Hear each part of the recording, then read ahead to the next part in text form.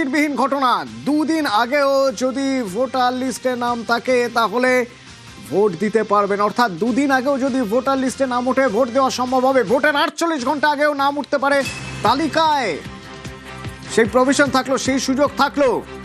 ভোটের 48 ঘন্টা আগেও নাম উঠতে পারে তালিকায়, ভোট দেওয়ার সুযোগ মিলতে পারে। এই এক নজিরবিহীন নির্দেশ সুপ্রিম কোর্টের। কি নির্দেশ জানবো সুপ্রিম কোর্ট চত্বর থেকে। আমার সঙ্গে সরাসরি রয়েছেন মৈত্রেয়ী। নিঃসন্দেহে নজিরবিহীন, যাদের নাম বাদ পড়েছিল বারবার এই প্রশ্নই উঠছিল যে ট্রাইব্যুনালে কবে তাদের বিচার শেষ হবে, অর্থাৎ ট্রাইব্যুনালের পরে আদৌ তাদের নাম উঠলেও তারা এবারেও ভোট দিতে পারবেন কিনা। শেষমেশ এমন একটা পরিস্থিতি তৈরি হলো যে 23 তারিখে ভোট, যদি 21 তারিখেও নাম উঠে যায় তালিকায় তিনি এবার ভোট দিতে পারবেন। যদি 29 তারিখে ভোট, 27 তারিখেও যদি নাম উঠে যায় তাহলে তিনি ভোট দিতে পারবেন। নির্দেশ কি, কেন, কোন পর্যবেক্ষণের ভিত্তিতে সুপ্রিম কোর্টের এই নির্দেশ?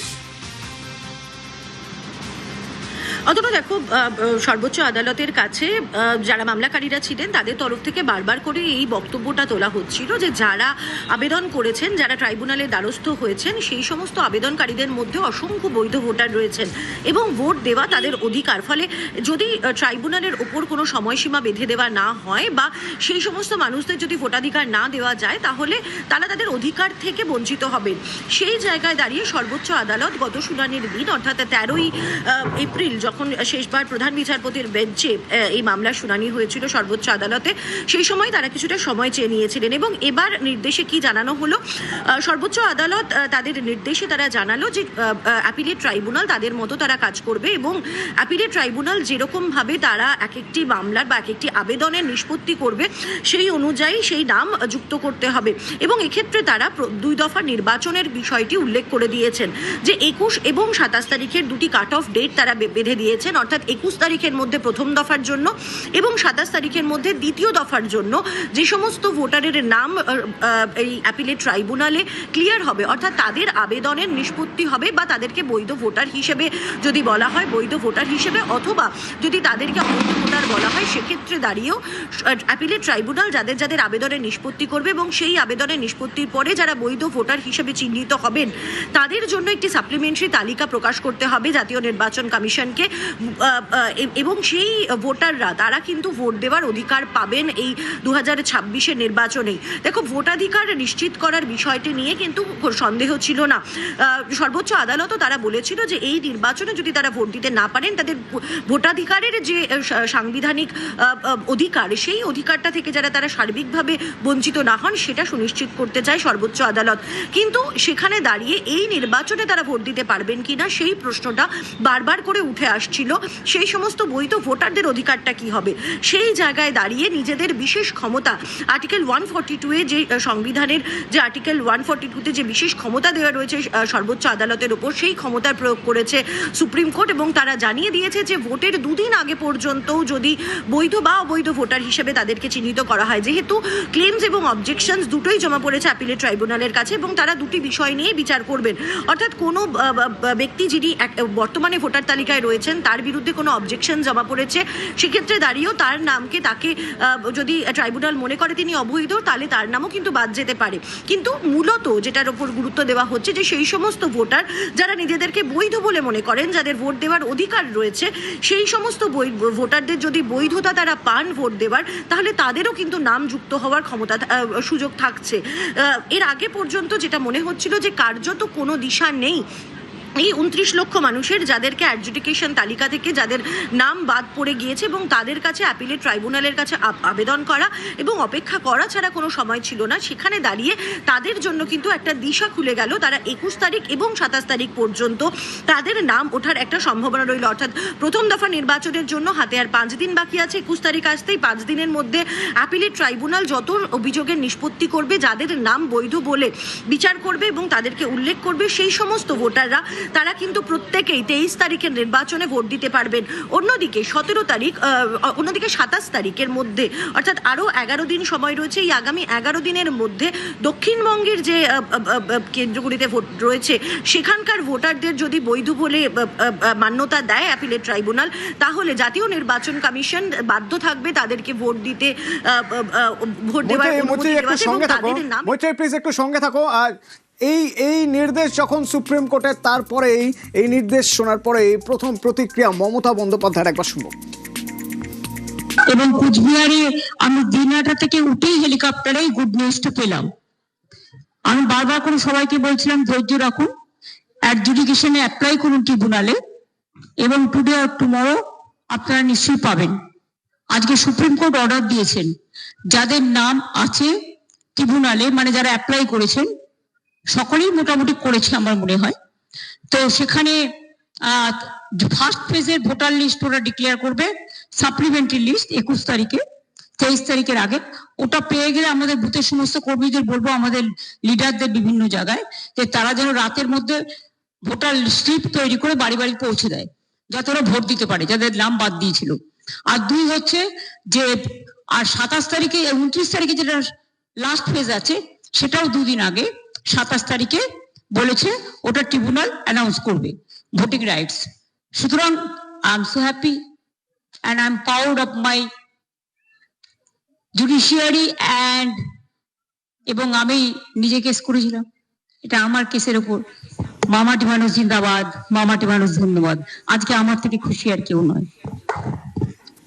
মৈত্রী, এটা এই যে দুটো দিন, মানে ধরা যাক যে যদি 23 তারিখে ভোট, তার আগে 21 তারিখে নাম উঠে যাচ্ছে ভোটার তালিকায়, মাঝের এই 48 ঘন্টা, এই 48 ঘন্টা এটা তো মানে মারাত্মক বড় একটা কাজ। একটা সাপ্লিমেন্টারি লিস্ট হবে, যে তালিকা তৈরি হচ্ছে সেই তালিকার সঙ্গে বেশ কিছু নাম যোগ হবে। সে বিষয়ে কমিশন কিছু বলছে, বা সেই বিষয়ে কমিশন কি সুপ্রিম কোর্টে কিছু জানিয়েছে যে এই কাজটাও তো খুব একটা সহজ কাজ নয়, বেশ কঠিন কাজ? দেখো, এখনো পর্যন্ত এই বিষয় নিয়ে যেহেতু আজকেই এই অর্ডার আপলোড করা হয়েছে সর্বোচ্চ আদালতের তরফ থেকে, 13 তারিখ এই মামলার শুনানি হলো, ওপেন কোর্টে মামলার রায়দান করেনি সর্বোচ্চ আদালত, এবং আজকে এই মামলার রায় আপলোড করা হয়েছে। ফলে এখনো পর্যন্ত জাতীয় নির্বাচন কমিশনের তরফ থেকে, তাদের তরফ থেকে কোনো মেনশন করা হয় কিনা বা কোনো বক্তব্য তুলে ধরা হয় কিনা সেটা এখনো জানা যায়নি। যদি কমিশনের তরফ থেকে সর্বোচ্চ আদালতে কোনো বক্তব্য তুলে ধরতে হয়, তাহলে হয়তো তারা আগামীকাল সর্বোচ্চ আদালতের দ্বারস্থ হতে পারেন। আবার যদিও কমিশনের তরফ থেকে এখন এই বিষয় নিয়ে কিছু বলা হয়নি, কিন্তু যদি শেষ শুনানির কথা আমরা মাথায় রাখি, তাহলে সেদিন কিন্তু বারবার করে কমিশনের আইনজীবী সিনিয়র অ্যাডভোকেট ডিএস নাইডু তিনি বারবার করে এই বিষয়টা উল্লেখ করছিলেন যে আরপি অ্যাক্ট 1951 অনুযায়ী নির্বাচনের জন্য ভোটার তালিকা ফ্রিজ হওয়ার যে শেষ দিন, সেটা কিন্তু নমিনেশন জমা দেওয়ার লাস্ট ডেটে, এবং সেখানে কিন্তু বিচারপতিরা তারা কিন্তু উল্লেখ করেছিলেন যে কিন্তু তার ওপরেও তাদের হাতে, অর্থাৎ সর্বোচ্চ আদালতের হাতে একটা ক্ষমতা রয়েছে, যেটা আর্টিকেল 142, তাদের হাতেও কিছুটা প্রভিশন রয়েছে, কিছুটা ক্ষমতা রয়েছে, অতিরিক্ত ক্ষমতা, সেই ক্ষমতাই তারা এবার প্রয়োগ করেছেন। ফলে এবার দেখার যে জাতীয় নির্বাচন কমিশন এর পাল্টা কোনো যুক্তি সর্বোচ্চ আদালতে দেয় কিনা। তবে যেটা মনে করা হচ্ছে, অবশ্যই নিঃসন্দেহে এটা জাতীয় নির্বাচন কমিশনের কাজটাকে অনেক বেশি চ্যালেঞ্জিং করে দিল। তার কারণ 21 তারিখের মধ্যে যাদের নাম ক্লিয়ার হচ্ছে তাদের নাম তোলা এবং তাদেরকে ভোটাধিকার প্রয়োগ করা। ফলে সেক্ষেত্রে দাঁড়িয়ে কমিশন কি নতুন মেকানিজম নেয়, সেটাও কিন্তু নজরে রাখতে হবে এই ব্যক্তিদের ক্ষেত্রে। অতনু, ধন্যবাদ মৈত্রী। 26-এর ভোটে এবার নজিরবিহীন ঘটনা, সুপ্রিম কোর্টের নির্দেশ। 2 দিন আগেও ভোটে নাম, অর্থাৎ ভোটার তালিকা নাম তোলার সুযোগ থাকলো ভোটের 48 ঘন্টা আগে, অর্থাৎ যদি নিষ্পত্তি হয়ে যায় 21 তারিখে, তাহলে 23-এ প্রথম দফার ভোটে ভোট দেওয়া যাবে। ঠিক দ্বিতীয় দফার ভোটের ক্ষেত্রেও 29-এ ভোট। সেক্ষেত্রে যদি 27 তারিখের মধ্যে নাম তোলা যায়, তাহলে তিনি ভোট দিতে পারবেন দ্বিতীয় দফার ভোটে, অর্থাৎ 29শে এপ্রিল। ছাড়পত্র যদি 27 তারিখ মিলে যায়, অর্থাৎ 2 দিন আগে ট্রাইব্যুনালে নিষ্পত্তি হলে ভোটের সুযোগ থাকছে। কমিশনকে সাপ্লিমেন্টারি তালিকা প্রকাশের নির্দেশ দিল সুপ্রিম কোর্ট।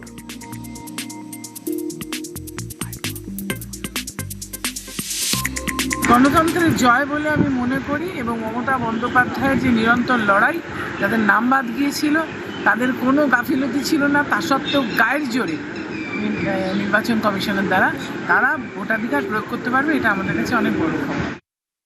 যেটা পরিষ্কার যে 21 তারিখ পর্যন্ত যত অ্যাপিল ডিসাইড হবে, যদি ইনক্লুশন হয় সেগুলো অ্যাড হবে, এবং ওপাশে হচ্ছে 27 তারিখ সেকেন্ড ফেজে যতগুলো অ্যাপিল অ্যালাউ করবে যাদের নাম, তাদের নাম ইনক্লুড হবে।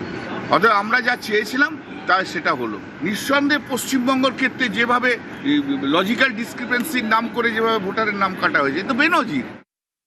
সুপ্রিম কোর্ট এই কথা আগেই বলেছিলেন। তো নজিরবিহীন তো পুরোটাই, অন্য রাজ্য থেকে জজ সাহেবদের নিয়ে এসে ইয়ে করতে হচ্ছে, এসআইআর করাতে হচ্ছে, জজ সাহেবদের কার্যত পণবন্দি করে রাখছে দুষ্কৃতীরা। এসবের জন্য তৃণমূল দায়ী। মহামান্য সুপ্রিম কোর্ট যেটা করেছেন সেটা স্বাভাবিক, 142 দ্বারা বহু জায়গায় অ্যাপ্লাই করেছেন এবং সেটাই হয়ে থাকে। কিন্তু আমাদের বাহাদুরি নেওয়ার মতন কি হলো কে জানে? ওনারা চেয়েছিলেন নাকি?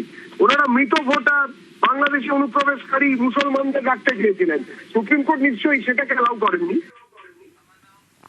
মৈত্রী, একটা বিষয় বোঝার চেষ্টা করব, এই সুপ্রিম কোর্টে যখন শুনানি চলছিল সেই শুনানিতে এরকম পর্যবেক্ষণ ছিল যে এবার ভোট দিতে না পারা মানে ভোটাধিকার চলে যাওয়া নয়, ভোটাধিকার থাকছে, এবার যদি নাও ভোট দিতে পারেন।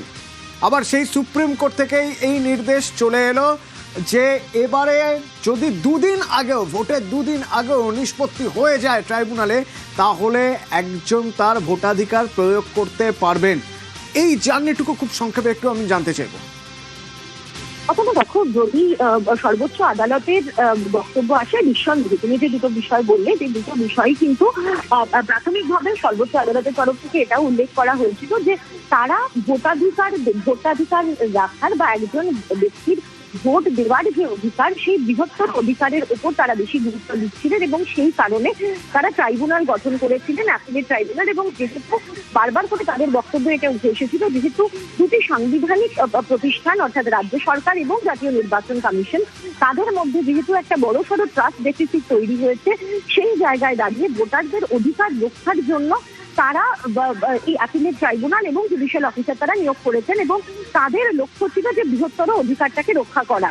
কিন্তু এটাও আমাদের মাথায় রাখতে হবে যে শুনানির প্রথম দিন থেকেই, বাংলায় এসআইআর মামলার শুনানির প্রথম দিন থেকেই কিন্তু প্রধান বিচারপতি সূর্যকান্তই হন বা বিচারপতি জয়মাল্য বাগচি, তারা কিন্তু বারবার করে এই বিষয়টিকে জোর দিয়ে এসেছেন যে একজন ভোটারের অধিকার, অর্থাৎ একজন বৈধ ভোটারের অধিকার যাতে কোনোভাবে খর্ব না হয়, সেই বিষয়টাকে তারা এনশিওর করবেন।